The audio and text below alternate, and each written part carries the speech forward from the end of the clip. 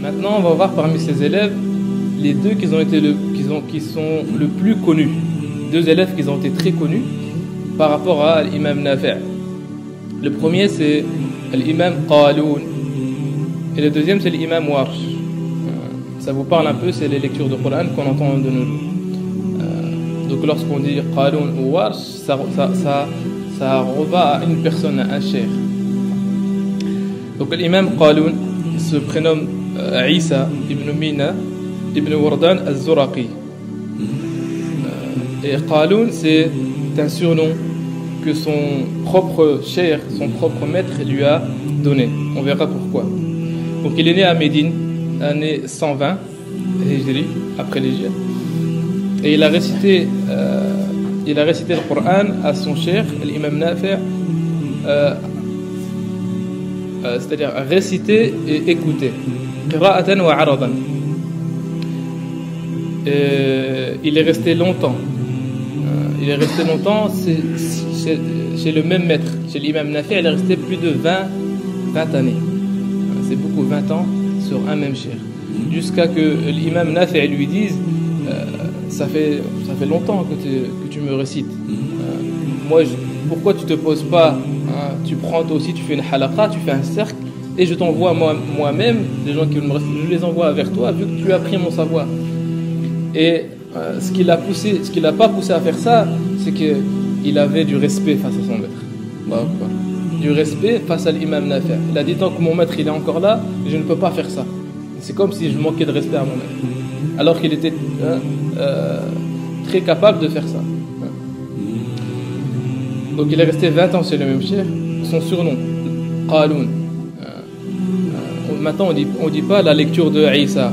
Non, on dit Qaloun. Pourquoi? Parce qu'il a été tellement ce surnom il a été tellement répandu et il a été connu là-dessus. Pourquoi? Parce que Qaloun, en langue romaine ancienne, ça veut dire quelque chose de bien, c'est-à-dire le bien.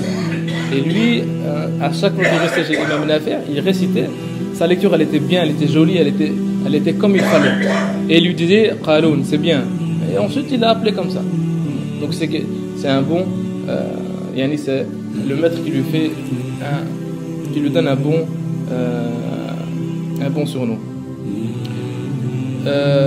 Dans sa vie, une chose qu'on peut retenir aussi, parce qu'à chaque fois, comme on l'a vu la dernière fois avec l'imam Nafi', on a vu des choses qui se sont passées durant sa vie. Vous devez vous rappeler les personnes qui ont un lien spécial avec le Coran al-Karim, surtout lorsqu'on voit la vie de ces grands cheikhs. Ils ont vécu 100 ans, 80 années, 70 ans, et dans ces 70 ans ils ont les années d'apprentissage et les années où ils sont restés à enseigner le Coran. Ils faisaient que ça, matin, du Fajr jusqu'à l'Isha. Toujours quoi? La parole d'Allah subhanahu wa ta'ala. Et lorsqu'on lit les choses qui leur sont arrivées dans leur vie, soit ils ont vu le prophète en rêve, ou lorsqu'ils parlent, il y a du misk qui sort de leur bouche, c'est normal. Ils faisaient ça à longueur de journée. Kalamullah, la parole d'Allah, la parole d'Allah. L'imam Qaloun ou Isa, et on rapporte qu'il était sourd. Il n'entendait rien. Il entendait très très peu. La seule chose qu'il entendait, c'est Al-Qur'an. Il entendait que ça. Tu vas lui parler, il va pas très bien t'entendre. Tu vas réciter, il n'y a pas de problème. Lui, elle va agir. Et lorsqu'on lui récitait le Qur'an, il entendait et il corrigeait. Subhanallah. Il est resté à enseigner le Coran jusqu'à sa mort. Jusqu'à sa mort, il est décédé en l'an 220 Hijri, après l'Hijr. Rahimahullah. Donc, comme son maître, l'imam Nafi', qui est resté longtemps, 99 années, l'imam Qaloun, il est resté 100 ans. Donc, il a vécu 100 ans, il est mort à la 100e année. Donc, dans les 100 ans, on peut voir le nombre d'années à laquelle il s'est consacré au Coran al-Karim.